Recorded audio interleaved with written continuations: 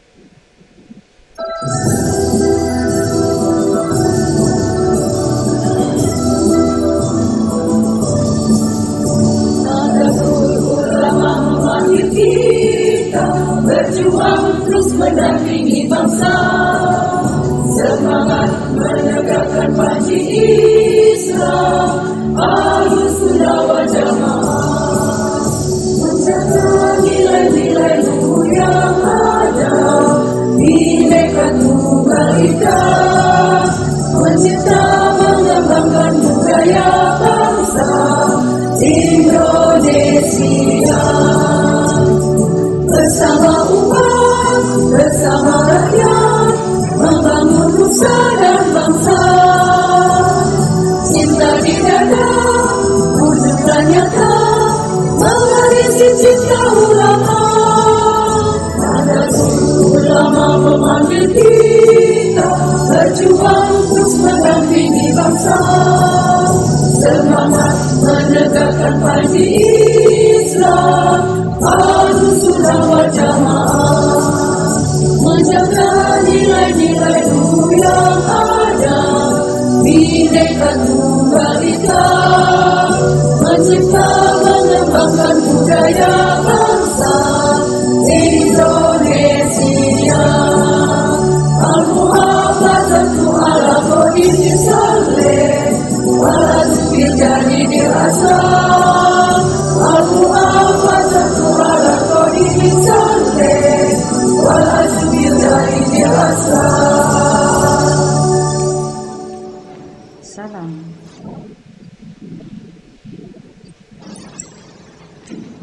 Thank you. Ladies and gentlemen, please be seated.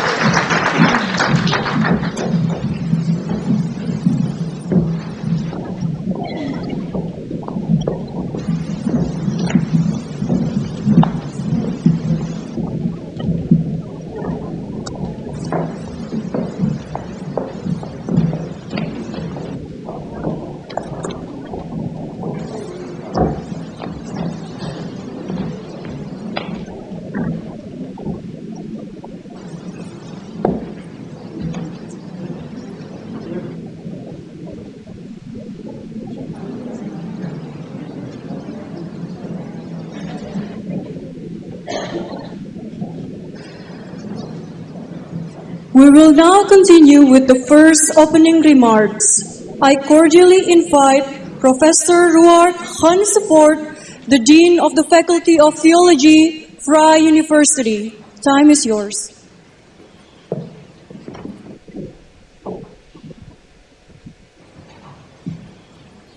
Terima kasih. Good morning. Selamat pagi. Goedemorgen. As Academic Director of the Vrij Universiteit Indonesia Strategic Alliance and Dean of the Faculty of Theology, it's my honor and my pleasure to welcome you on behalf of the President and the Executive Board of this university. Selamat datang Director General Kamarudin Amin, representing Yang Terhormat Bapak Lukman Hakim Saifuddin, the Honorable Minister of Religious Affairs, and representative of Bapak Gusti Agung Wisaka, the Ambassador of the Republic of Indonesia for the King of the Netherlands, and several of the ambassadors of Indonesian embassies in Europe for the global significance that is important. Saya berterima kasih kepada Anda untuk berkunjung ke universitas kami. Kehadiran Anda merupakan suatu kehormatan yang besar untuk kami. Your presence is a great honor to us. The Vrij Universiteit has a long history of engaging with both religion and societal issues. Since it was established in 1880, it supported a religious minority in taking its responsibility for the cooperative development of society. And as our societies here as well as in Indonesia are increasingly diverse in many ways, our mission is to contribute to a responsible presence in those societies. And therefore we are very grateful that our university attracts students from all over the world, with all possible cultural and religious backgrounds. And the strong presence of Indonesian students is something that we cherish and treasure. In the same spirit, we are especially proud to host today's conference with Nahdlatul Ulama for two specific reasons. The first reason has to do with the topic of this conference, exploring moderate Islam in the Indonesian archipelago Islam Nusantara with a global significance. As a theologian myself, I'm always surprised that this is called moderate, because one could also claim that peaceful, inclusive and harmonious and contextual interpretation of religion is in fact not moderate, but radical in the good sense of the word. One could claim that a good Muslim or a good Christian or a good Buddhist is someone who lives towards the common good for all and thus embraces diversity. But I'm not only a theologian who knows that religion is more ambivalent than that. I'm also someone who is actively engaged in politics and someone who reads the newspaper and follows social media. And I'm therefore aware that this peaceful interpretation of Islam, of religion, is not necessarily supported by all. There is undeniably a growing debate in the Netherlands on Islam as a religion of peace. And we have seen too many violent incidents committed by people who consider themselves to be motivated by Islam, including probably the sad events in London last week. And also within Indonesia, this beautiful and proud country with the largest Muslim population in the world, there are some tendencies towards a stricter form of Islam, which leaves less space for others, including religious and sexual minorities. And out of appreciation for the strong history of a tolerant and peaceful Islam in Indonesia, and of the vision of NU to build a contextual interpretation of Islam, I am sure that today we share a concern about these developments. And we are therefore grateful for the initiative for this conference and for the high-level attendance from the side of the Indonesian government. We hope that in both our countries, this academic and political interest in moderate Islam can support us to look beyond our boundaries and learn how to build a safe and inclusive society. A second reason to be proud to host today's conference is our relationship with the Ministry of Religious Affairs. MORA invests considerably in educating future leaders of Indonesia, and a good number of their MA and PhD scholarship holders are currently being educated also at our university. We feel honored that we've been selected by MORA as one of their academic partners. But more than that, we are grateful that we can contribute to the development of these young people and thus support the development of your country. We hope that this conference and your presence here will mark our strengthened cooperation in which we can learn together, work together, do research together, and grow together. This conference, and perhaps that's another reason to be proud and grateful, was not a top-down initiative. We owe gratitude to our PhD student Ibnu Fikri, who made it happen, and all the people that supported him. As a MORA PhD scholarship holder, he gives an excellent example how young academics can contribute to addressing the challenges of today's world.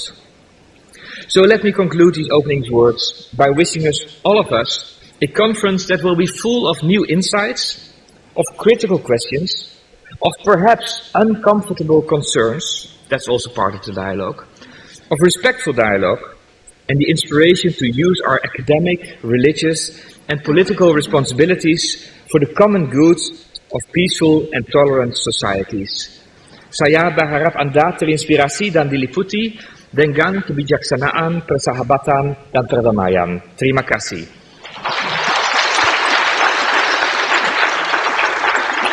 Thank you, and have a wonderful conference.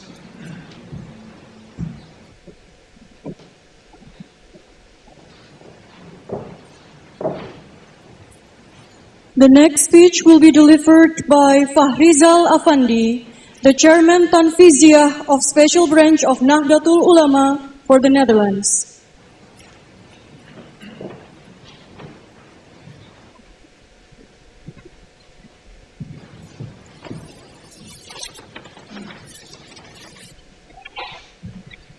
Assalamualaikum warahmatullahi wabarakatuh.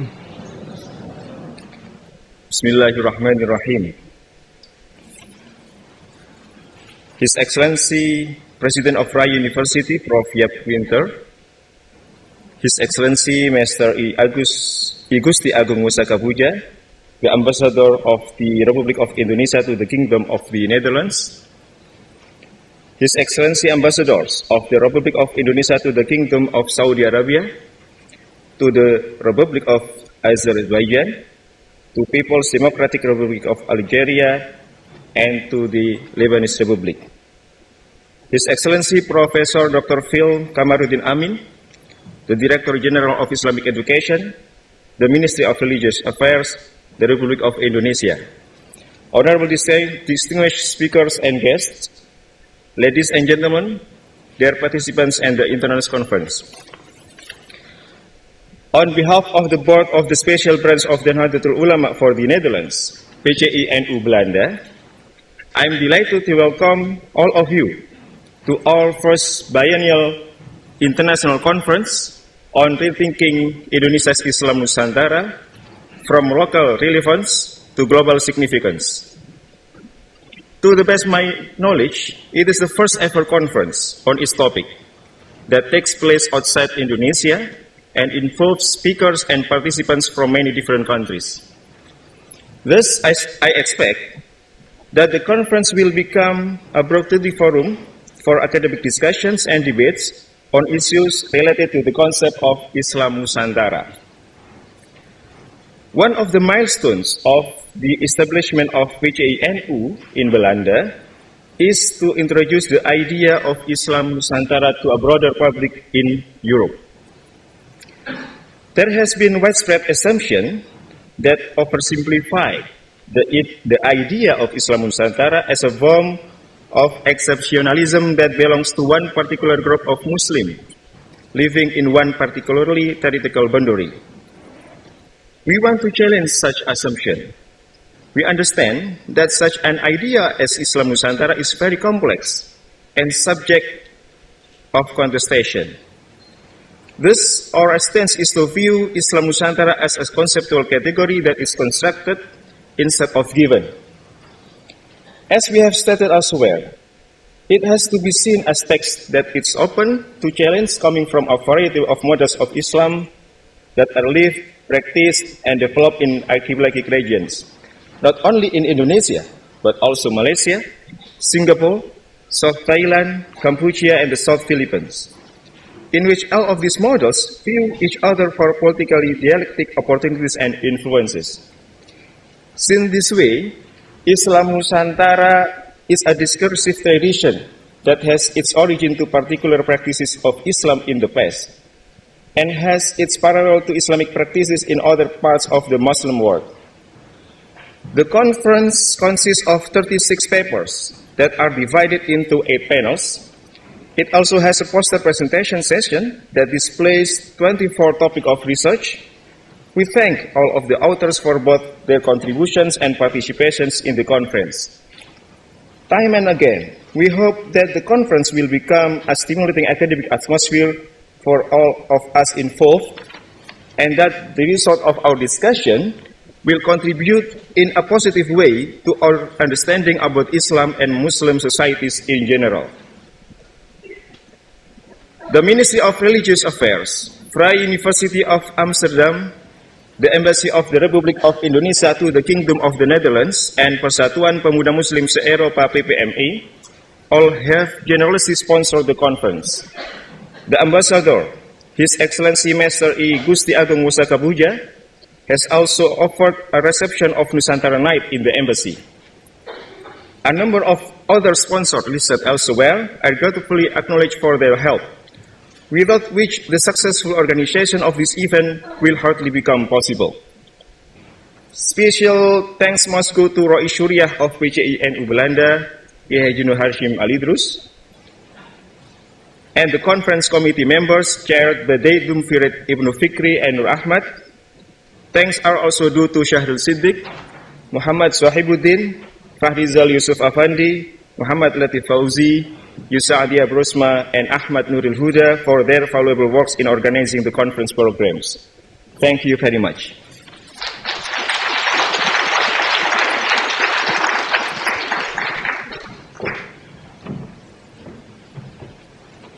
For the following, I am inviting Kiai Haji Zulfa Mustafa, Khatib Syuriah of Nahdlatul Ulama, to deliver his speech.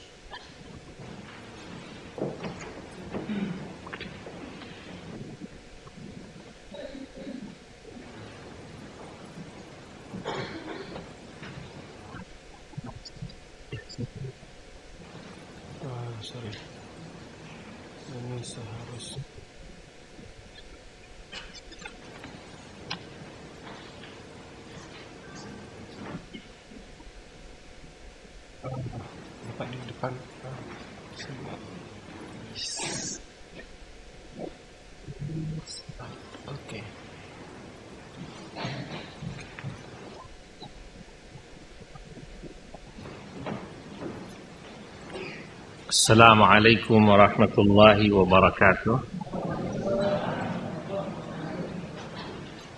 Al-Mukarram al-Muhtaram Ra'isu Jami'ah Vrij University Al-Hollandia Fadilatul Ustaz Jaap Winter Al-Mukarram al-Muhtaram Maali Safir Jumhuriyah Indonesia lada Mamlakah Al-Hollandia As-Sayyid I Gusti Puja Agung Wisaka wa jami'i sufara al-muhtaramun al-muhtaram wal-muhtaram al-mudir al-'am للتعليم الإسلامي بوزارة الشؤون الدينية جمهورية إندونيسيا الأستاذ الدكتور قمر الدين أمين الماجستير المكرمون والمحترمون الباحثين والمشاركين والمحاضرين في هذا المؤتمر العالمي. بسم الله والحمد لله ولا حول ولا قوة إلا بالله والصلاة والسلام على رسول الله وعلى آله وصحبه ومن تبع سنته وجماعته من يومنا هذا إلى يوم النهضة. أما بعد بسم الله وعلى بركة الله نعقد ونفتتح هذا المؤتمر العالمي الأكاديمي تحت الموضوع الإسلام نسنترة من المحلية إلى العالمية. أرحب بكم جميعا أيها الإخوة أيتها الأخوات ضيوفا ومشاركين ومحاضرين مع حفظ الألقاب والمقامات وأنتم كلكم أصحاب المقامات.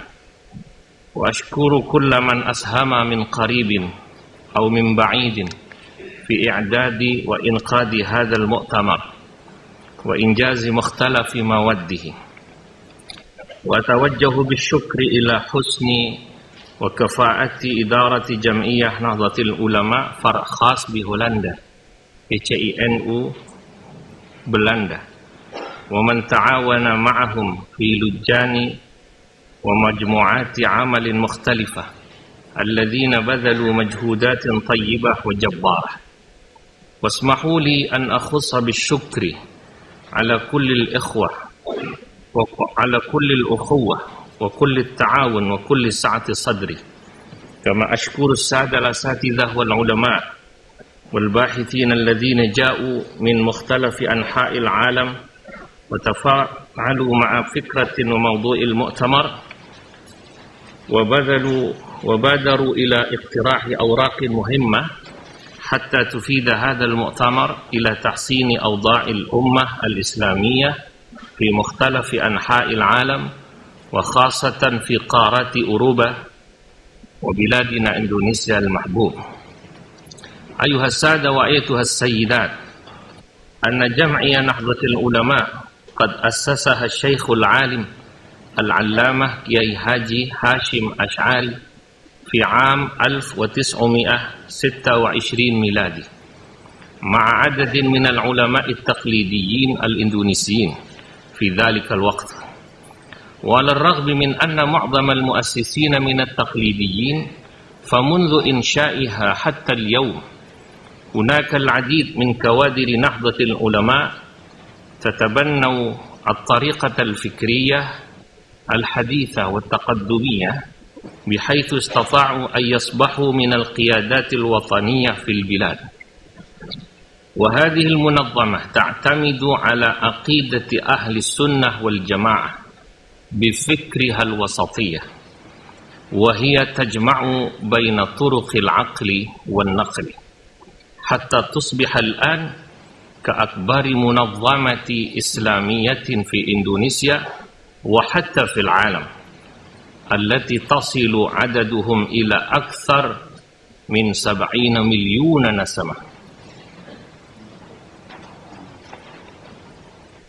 وإن كانوا أكثرهم غير مسجلين، بل أكثر من 100 مليون، لأن الأموات هذه الجمعية ما زالت أعضاء إلى يوم القيامة، وذلك بسبب قراءتنا القرآن والتهليل له.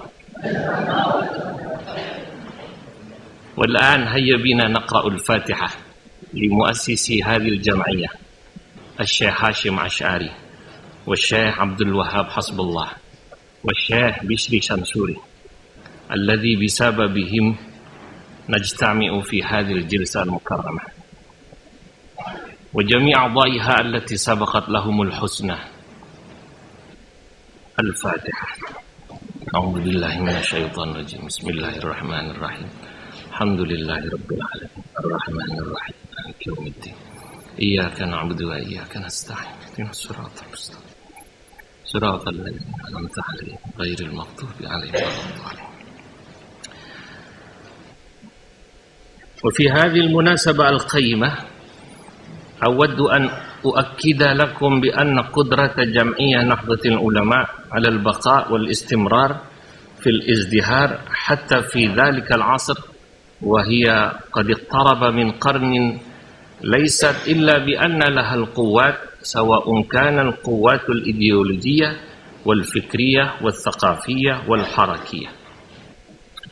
أولا، أساس الفكرية والحركية والعملية، وقد أوضح لنا شيخنا العلامة كي حاجي معروف أمين الرئيس العام لجمعية نهضة العلماء أن الإسلام نسنترا هو إسلام أهل السنة والجماعة النهضية. وهل من الضروري إذن بإضافة إلى الصفة النهضية من كونها أهل السنة والجماعة؟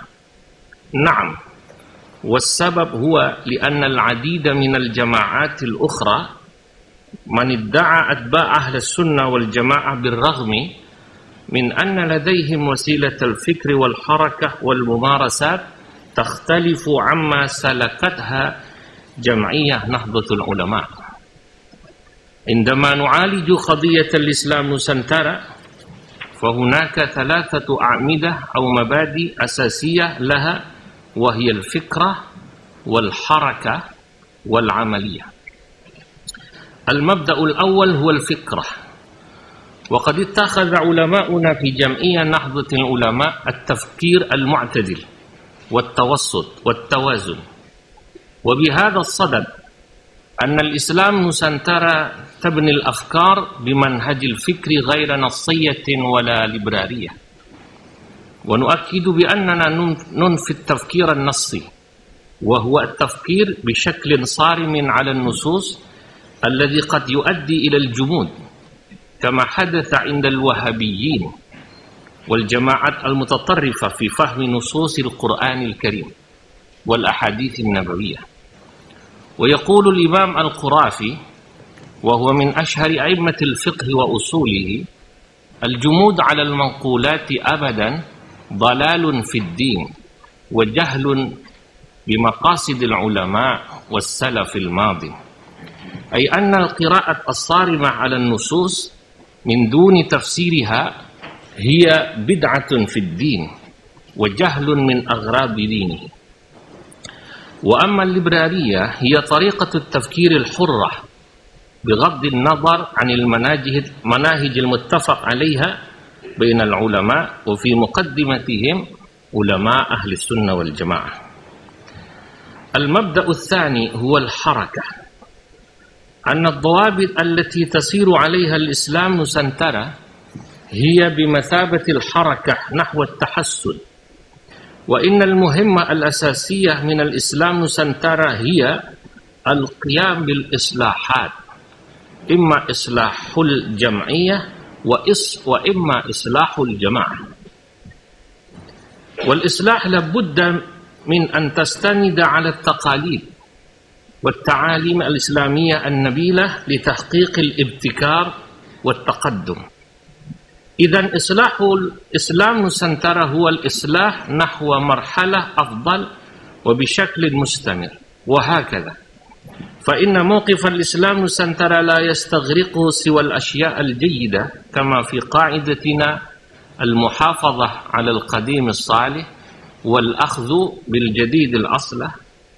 فالمسلمون في نسنترا دائما لابد أن يقوموا باتخاذ أفضل الأعمال والابتكارات، فيأخذ الأصلح ثم الأصلح فالأصلح. المبدأ الثالث هو العملية. إن معالم الإسلام نسنترى كهوية وحقيقة لإسلام أهل السنة والجماعة النهضية، شجع إلى أن كل المأمور التي قام بها النهضيون يجب أن تكون قد ولدت من أفكار تقوم على أساس علم الفقه وأصوله، اللذان يوصلان إلى الأعمال التي أمرت بها القرآن الكريم والسنة النبوية الشريفة. وقد سلك النهضيون طريقة الدعوة اللينة والتطوعية، لا إجباريا ولا احتكاريا ولا انتميداسيا ولا أنشميا. وبالإضافة إلى أسس الإسلام نسنتارا السابق ذكرها، أكد الأستاذ دكتور كي حاج سعيد أقيل سراج رئيس جمعية التنفيذية لنهضة العلماء الحالي أن الإسلام نسنتارا كان في غاية الاحترام للتقاليد والثقافة التي استمرت فترة طويلة في المجتمع. فالتقاليد أو الثقافة التي تسمى بالعرف في علم أصول الفقه أو في علم الفقه كانت لا يتركها العلماء قطعا، ولكنها ما زالت جارية بينهم بالقدر الذي لا تنحرف عن القيم الأخلاقية الإسلامية. تلك هي الممارسة الدينية والمنهج الدعوي التي قامت بها الأولياء التسعة ولسوم، والتي كانت قد اتخذها مؤسس جمعية نهضة العلماء. أيها السادة وأيتها السيدات، لكي تكون التعاليم الدينية قادرة على التطور وتقبلها الناس بسهولة، كانت العلماء لا تدمر الثقافات والعادات والتقاليد المختلفة بين المجتمع واستبدالها مع التعاليم الإسلامية، فإنهم في الواقع بذلوا قصارى جهد في التوفيق بين التقاليد الجارية والتعاليم الدينية، وإنهم حاولوا إثبات الثقافات المحلية كجزء من الشريعة الإسلامية ما دامت لا تتعارض مع النصوص الدينية.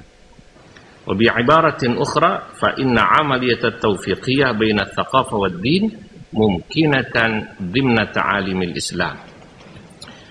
وأما الدليل على ذلك يأتي من القرآن في قوله عز وجل: خذ العفو وأمر بالعرف وأعرض عن الجاهلين.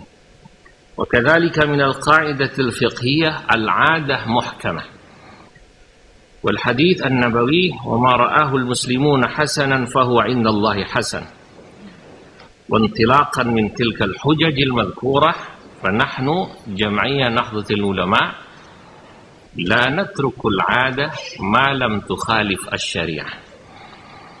وجدير بالذكر هنا أن المثال الملموس في هذه المحاولة التوفيقية هي عملية الذكر الجماعي أو ما نعرفه بالتهليلا للدعاء على الأموات. إن هذه العملية في واقع التاريخ مأخوذة من التقاليد الثقافة ما قبل الإسلام، وكان العلماء لا يمحوا هذه التقاليد من المجتمع خوفا من أن يفر الناس من الإسلام، وإنما أدخلوا التعاليم الإسلامية فيها من قراءة آيات القرآنية والأذكار والصلوات على رسول الله صلى الله عليه وسلم. بهذه الطريقة اللينة انتشر الإسلام بسهولة في نسنتارا. أيها الحضور، عندما نظرنا إلى تطور أوضاع المسلمين في جميع أنحاء العالم وخاصة في الشرق الأوسط هذا اليوم، فمن المحتمل أن أصعب التحديات التي يواجهها الإسلام هو تعزيز فهم التطرف والأصولية والراديكالية، ومن ثم انتشر أعمال الإرهابية باسم الإسلام. فبينما كان المسلمون يعيشون حياة سلمية وهادئة في مختلف دول العالم، أصبحت واحدة من المشاكل الكبيرة التي تحدي جميع دول العالم وحكامها هي ظهور الجماعات المتطرفة والراديكالية في العالم الإسلامي. إذا تطلعنا إلى تزايد هذه الأفكار وتطور حركات الراديكالية والتطرف في العالم المعاصر، إنهم يجعلون وسائل الإعلام الاجتماعي كوسيلتهم الدعوية والحركية، سواء كان عبر الإنترنت وفيسبوك وواتساب، ولكن الواتساب خير من الفيسبوك هذا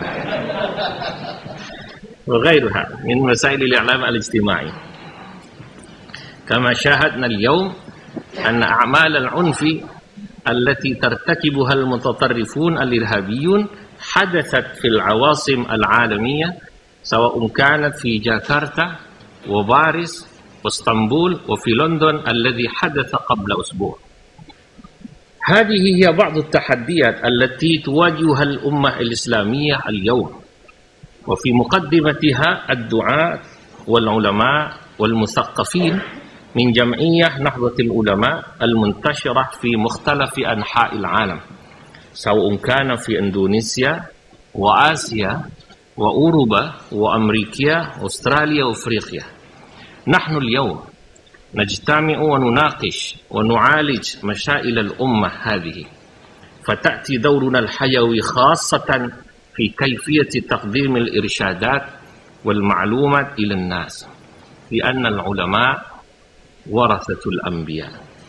ونرجو منكم أيها العلماء والباحثين أن تقوموا بصياغة الخطوات في القيام بالدعوة لمنع ورد أفكار وحركات الراديكالية والتطرف من خلال نشر عقيدة أهل السنة والجماعة النهضية المعتدلة والتوسطية حتى تتحقق السلام العالمي.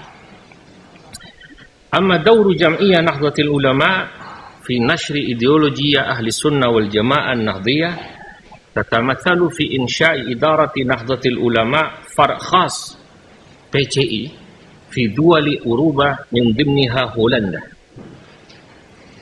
وألمانيا وإنجلترا وروسيا ومدنها الكبرى، إذن وبعد هذا أذربيجان.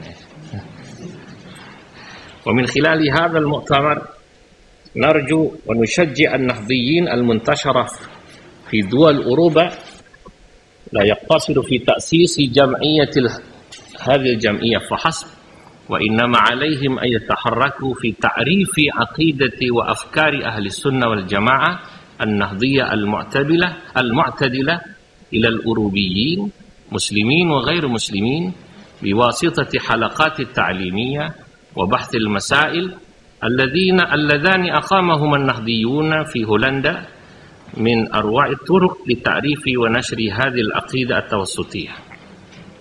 وفي النهاية أن جمعية نهضة العلماء باعتبارها أكبر منظمة إسلامية في إندونيسيا حتى في العالم قد أظهرت دائما التزامها للمجتمع الدولي للتحدي من أجل الإسلام المعتدل ومحاربة الإيديولوجية الراديكالية والوصولية والتطرفية التي تهدد استقرار العالم. وفي الوقت نفسه ستبقى إن شاء الله جمعية نهضة العلماء لتعزيز الدولة بمبادئها الخمسة بانشاشيلا والحفاظ على ثبات الجمهورية للسلام، وكذلك الازدهار للشعب ووطن إندونيسيا العريقة. وإننا كأعضاء جمعية نهضة العلماء ومناصريها ومحبيها علينا أن نفتخر دائما بهويتنا وحقيقتنا كخريج المعاهد الدينية ونسمى بالسانتري، وقد علمنا علماؤنا ومشايخنا العلوم الدينية الصحيحة وطريقة الدعوة السليمة دون هدم الثقافات والتقاليد السائرة بين المجتمع. أيها السادة وأيتها السيدات، أجدد الشكر والتحية لكم جميعا، وألتمس من حضراتكم بذل أقصى الجهود في هذا اليوم من أجل الإسهام في إنجاح المؤتمر بالالتزام الدقيق بمواعيد الجلسات ومنهجية تيسيرها وإنجازها. والحمد لله رب العالمين وشكرا ودمتم في الخير والبركة والله الموفق إلى أقوم الطريق ويوفق الجميع لما فيه صلاح العالم والمسلمين والسلام عليكم ورحمة الله وبركاته.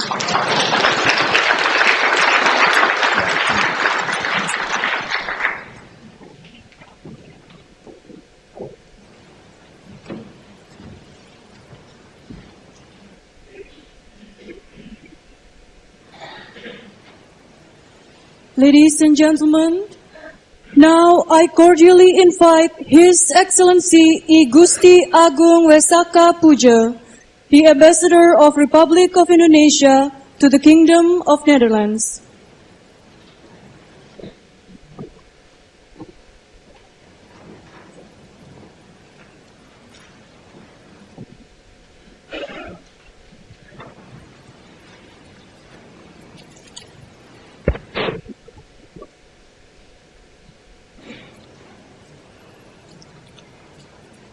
Assalamualaikum warahmatullahi wabarakatuh. Yang saya hormati Bapak Dirjen Pendidikan Islam, Bapak Profesor Dr. Kamarudin Amin, MA. Dear Professor Ruat Ganserfoot, the Dean of Faculty of Theology, Vrije Universiteit, Bapak K. Haji Sulfa Mustafa, representative from the Nahdlatul Ulama, Excellencies, distinguished guests, ladies and gentlemen. First of all, let me warmly welcome you all in Amsterdam for this very important conference, and certainly this event today, tomorrow, and the day after tomorrow will be a very significant values of our endeavors in promoting the spirit of Islam Nusantara and also the moderate Islam. I think this is the opportunity now for us to voice and express the voice of moderations in the midst of the uncertainty of the world currently, and provides a better understanding of great Islam. We welcome you all for these opportunities and for this great initiative. The Embassy of Indonesia certainly from the very beginning support this idea. Excellencies, ladies and gentlemen, we are facing recently the enormous challenges of Islam in the world, and certainly what we witness and what we see recently here and also in this very country. The theme of rethinking Indonesia's Islam Nusantara from local relevance to global significance is indeed finds its momentum, and we feel this is very timely that we can discuss this very topic. And I believe we have the opportunity more to explore the understanding what moderate Islam is, and Indonesia should be considered as the showcase for the moderate Islam. Islam as Rahmatan lil Alamin, which consider as providing universal values. Islam for all mankind provides the significance of tolerance and certainly should contribute to the peace. Excellencies, ladies and gentlemen, we can confine and what we heard from the previous speakers, that Islam Nusantara has been so many excellent and good characters. Let me first put the character of accommodative. We believe this is the most strong character of Islam Nusantara, as also explained just now by K. Haji Zulfa Mustafa.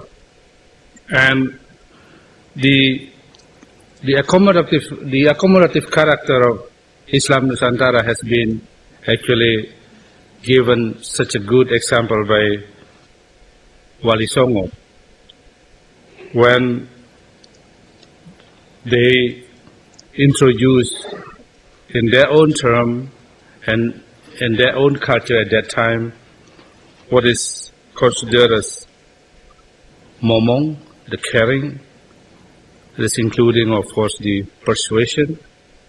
Secondly is momor, the way of good communication, and the last one is momot, this accommodative. Certainly these three pillars of Wali Songo in giving accommodative pictures of Islam Nusantara, momong, momot, and momot is very much characterized by what we find mostly in Indonesia recently.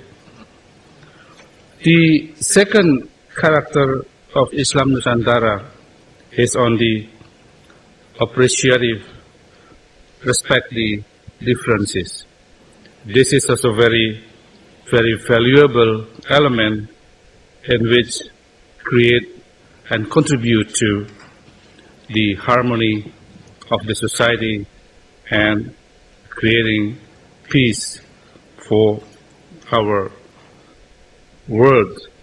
The third character is innovative, and I believe Wali Songo also gave a very good example on this, how Wali Songo used wayang as a vehicle for socializing the Islam without giving a hard liner for the followers. I believe the famous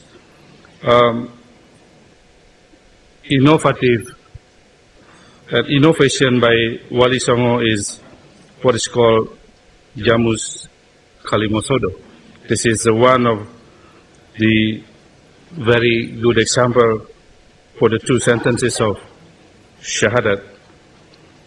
The fourth character is on the personal and psychology, in which it is up to the persons and each of the persons to embrace Islam.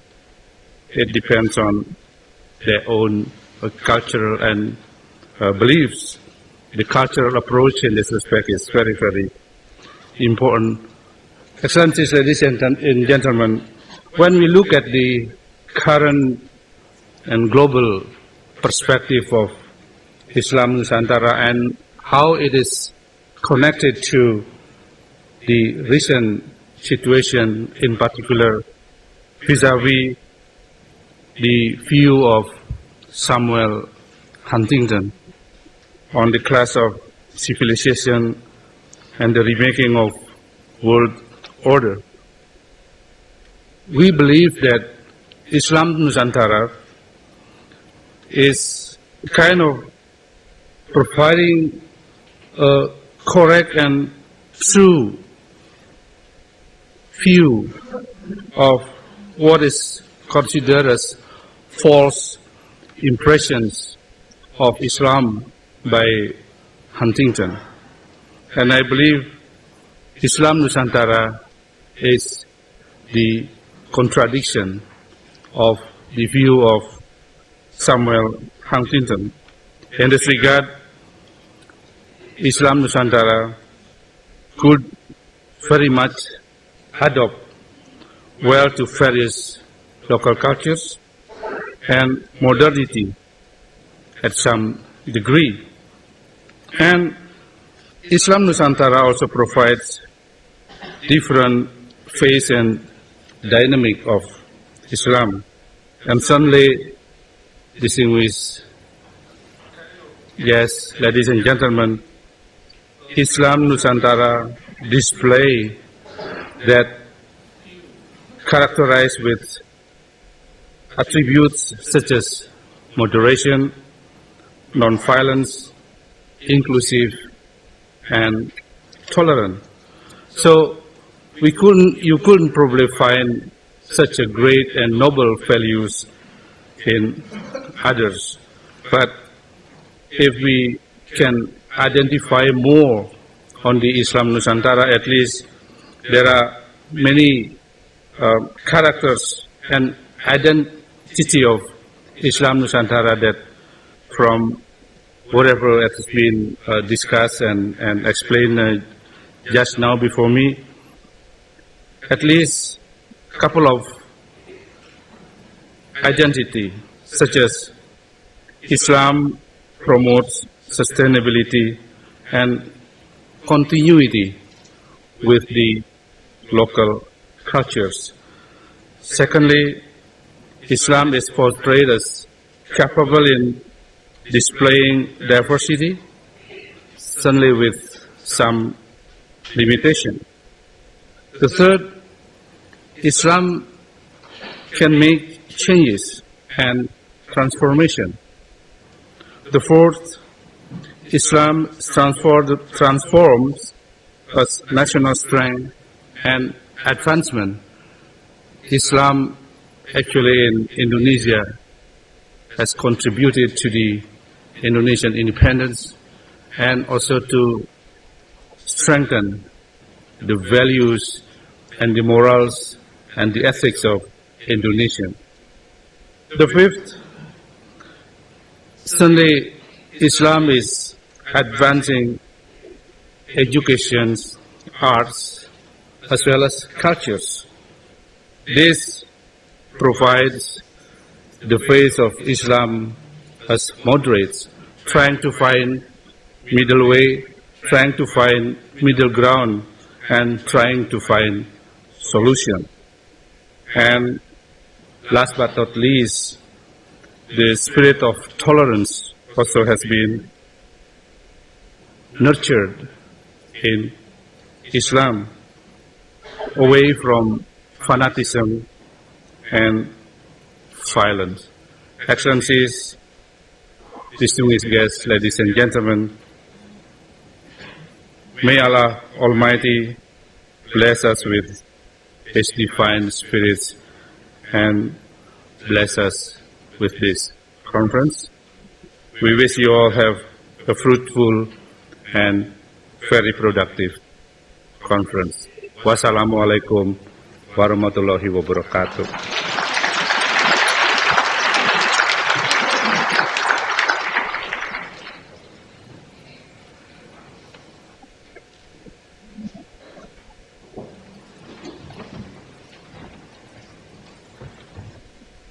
Ladies and gentlemen, we are very fortunate to have received a video message from Mr. Lukman Hakim Syaifuddin, the Indonesian Minister of Religious Affairs.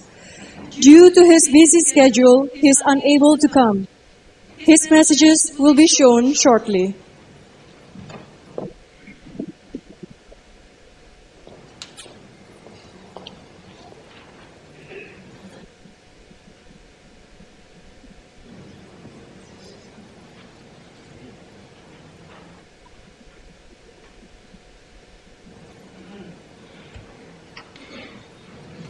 Assalamualaikum warahmatullahi wabarakatuh. Pertama, saya ingin menyampaikan permohonan maaf saya atas ketidakhadiran dalam konferensi internasional tentang Islam Nusantara yang diadakan di Belanda kali ini, karena saya harus menghadiri beberapa agenda penting di tanah air. Pertama dan yang utama, saya ingin menyampaikan apresiasi dan ucapan terima kasih kepada seluruh pengurus cabang internasional NU Belanda dan semua pihak yang mengadakan konferensi internasional kali ini, karena tentu Tujuan dan makna konferensi ini sangat penting, khususnya bagi pemerintah Indonesia dalam rangka mensosialisasikan nilai-nilai keislaman yang berkembang di tanah air. Kita tentu memahami bahwa Islam Nusantara adalah aplikasi atau implementasi dari penerapan nilai-nilai Islam yang berkembang di Nusantara ini di bumi pertiwi, sehingga tentu memiliki kekhasannya tersendiri.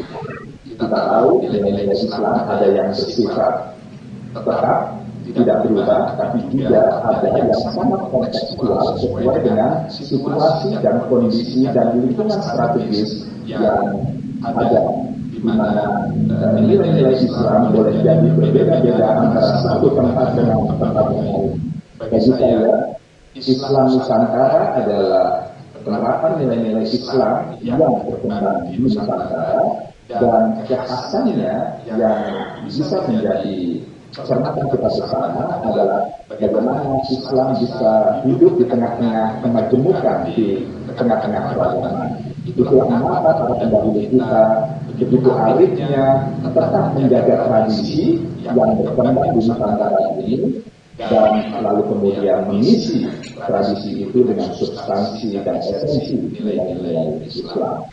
Saya berharap mudah-mudahan sebagai salah satu model dalam penerapan nilai-nilai Islam dalam ikut membangun peradaban dunia, Islam yang berkembang di Indonesia bisa memberikan kontribusi sumbangsi dalam ikut menata kehidupan kita bersama.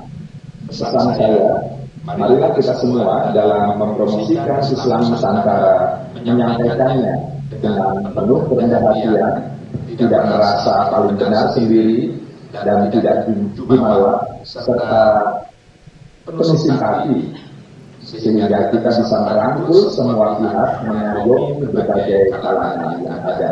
Karena begitulah para ulama kita terdahulu, para wali songo, menebarkan, memasyarakatkan nilai-nilai Islam ke berbagai pelosok di Nusantara dan seluruh penjuru dunia. Mudah-mudahan konferensi internasional ini menghasilkan rumusan-rumusan kesepakatan yang semakin memperkaya kita dan meningkatkan kualitas keberagamaan kita di masa-masa mendatang. Sekali lagi atas nama Menteri Agama mewakili pemerintah, saya mengucapkan terima kasih kepada PPI, NU, Belanda, dan semua pihak yang telah memberikan dukungan atas terselenggaranya konferensi internasional di Belanda kali ini. Demikian saya akhiri. Wassalamualaikum warahmatullahi wabarakatuh.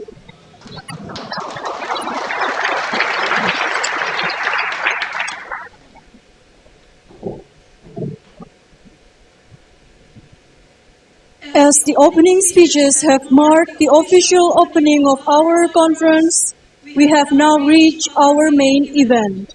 Please allow me to invite Professor Dr. Phil Kamarudin Amin MA, the Director General of Islamic Education, the Indonesian Ministry of Religious Affairs, to present his keynote address.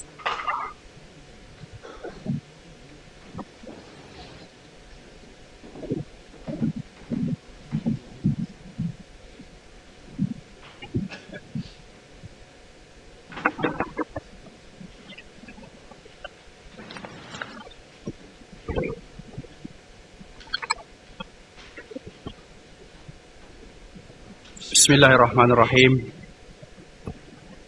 Assalamualaikum warahmatullahi wabarakatuh.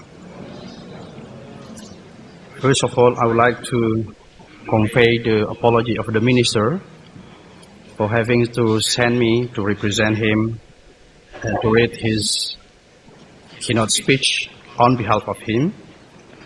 And I do hope that the absence of the minister doesn't downgrade the quality and the meaning of this very well organized international conference.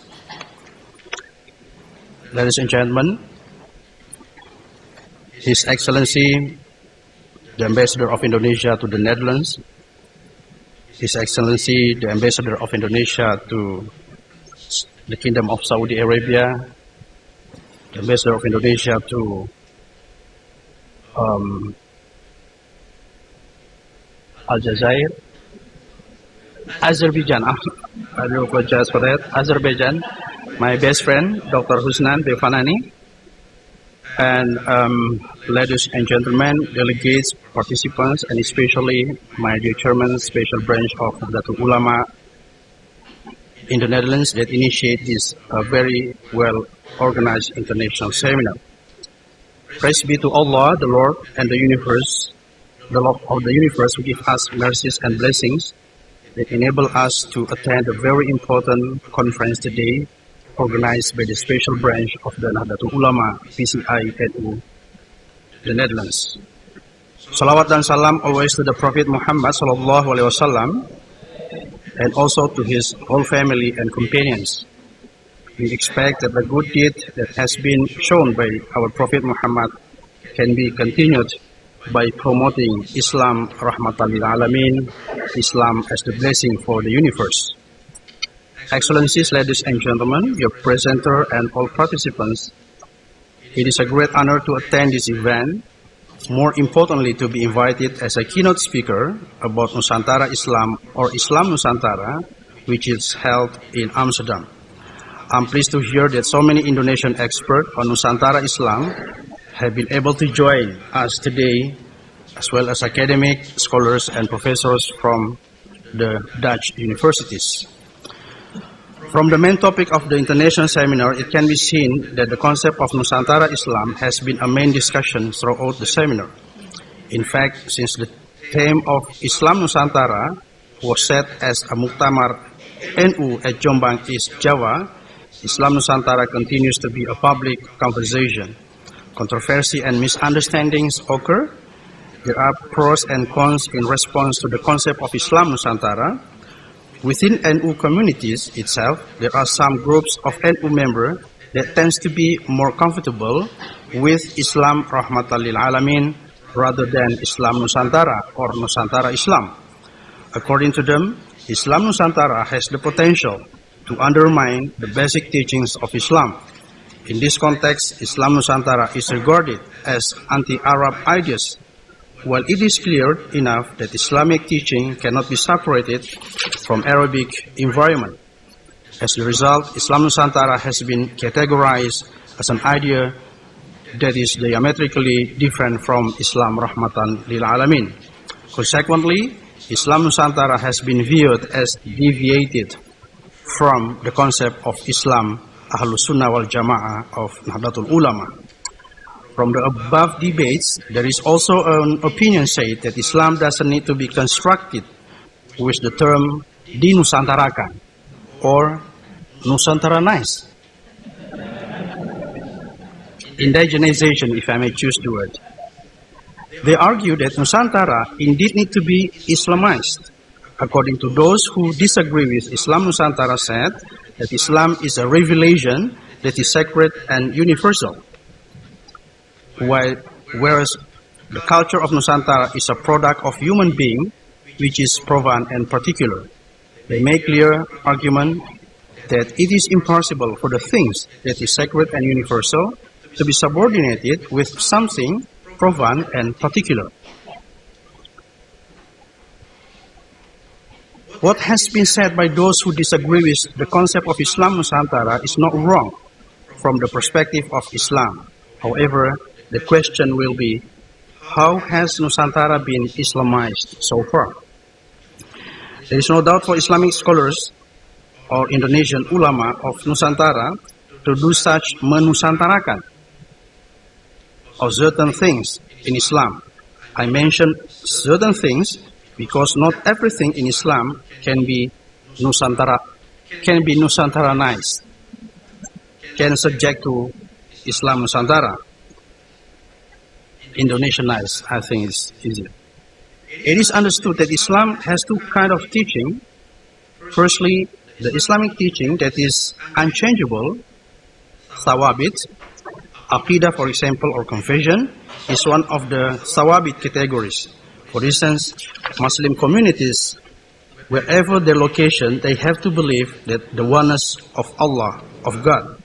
the existence of the Prophet Muhammad, and the revelation of the Holy Quran. In this regard, culture cannot be a reason to reject the Tawheed or monotheism. Therefore, as a Muslim, they have the same Shahada, testimony or witness that there is no God but Allah and that Muhammad is the messenger of God, wherever their location. With this explanation, it is clear that there is no such certain Aqidah of Islam Nusantara which is distinctive compared to other Muslim communities.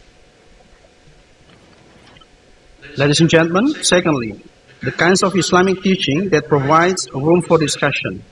It is not fixed or permanent and therefore changeable or mutaghayyirat. This second type of Islamic teachings exists mainly in the area of muamalah, such as trade and other Muslim transactions, siyasa or politics, and urf ijtima'i, social-cultural.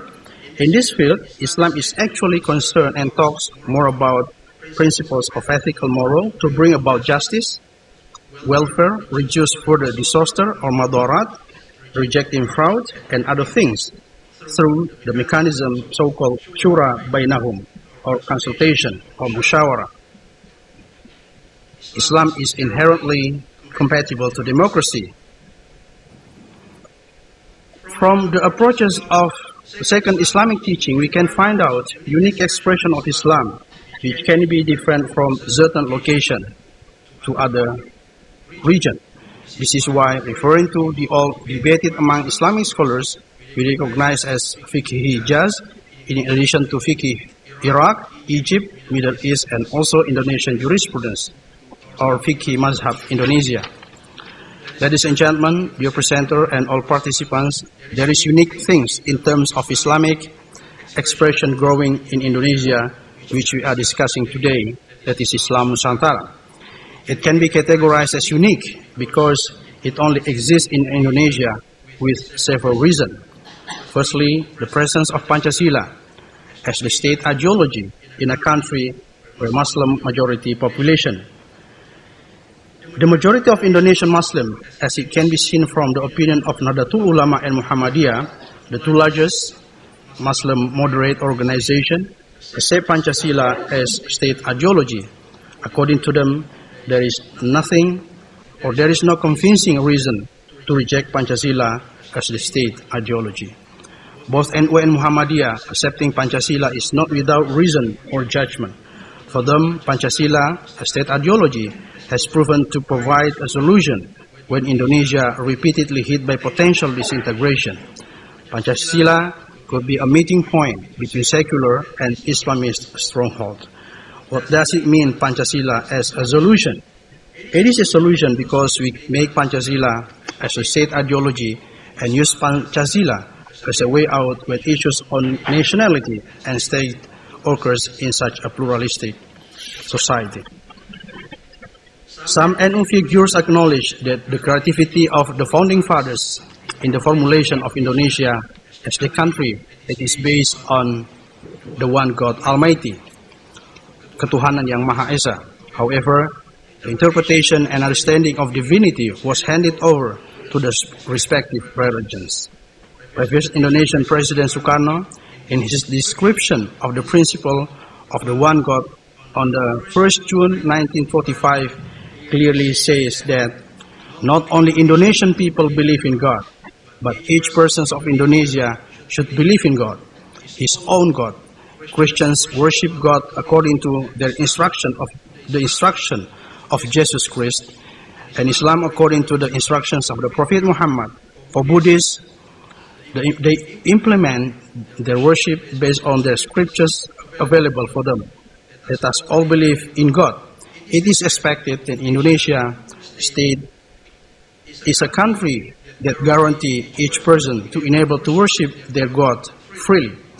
All the people should believe in God culturally, i.e. with no religious egoism. And it is expected that Indonesia is a state that believes in God. This is one of the distinctive features of Indonesian Islam that is appreciative to diversity. Secondly, Islam flourished in Indonesia is a kind of Islam that is able to accommodate with local culture and community. The teaching of Islam can be absorbed by society without overthrowing their tradition. The wali or preacher didn't hesitate to borrow the instrument of culture as a tool to spread the mission of Islam. Sunan Kalijaga, for instance, used puppet as media for his da'wah. He inserted kalimah shahada into his puppetry. Prayers, incantations were usually Javanese, is integrated by reading 2 sentences of shahada with this strategy. The term shahada reincarnate and become popular in the community. Sunan Kudus built mosques with minaret resembling a temple, modifying the concept of Meru, Hindu-Buddhist. Sunan Kalijaga built rangon or mosque roof with 3 layers. According to Kiai Haji Abdul Rahman Wahid, the 3 layers symbolize the 3 stages of Muslim religiosity, namely faith, Islam, and charity. The wisdom and ways of Islamic scholars to implement Islam can be said that Muslim can remain Muslim without being uprooted from their culture or from the root. From the above explanation, it can be seen how effective is the strategy delivered by Indonesian Muslim scholars, ulama Nusantara, to spread Islam and change the society. In preaching, the Islamic scholars or ulama Nusantara had a strong effort to practice the word of God as recitated from the Holy Quran. Ud'u ila sabili rabbika bil hikmah wal mau'izatil hasanah. If the way to spread the mission of Islam is the wisdom and mau'izah are not able to produce change, then the way of the dialogue is given priority, not with sword or violence. While there is a strong tendency of some Muslims to preach in Islam with violence, the peaceful faith of Islam, whose foundations have been laid by Indonesian Muslim scholars or ulama Nusantara, could be the solution to resolve the conflict and tension. Ladies and gentlemen, dear presenter, all participants, finally, I would like to congratulate the committee, especially the special branch for NU, PCI NU in the Netherlands, and those who initiated this international conference. May Allah bless us, and all good intentions and deeds will be rewarded in hereafter. Wabillahi taufiq wal hidayah, wallahul muwaffiq ila aqwamit tariq. Wassalamu alaikum warahmatullahi wabarakatuh.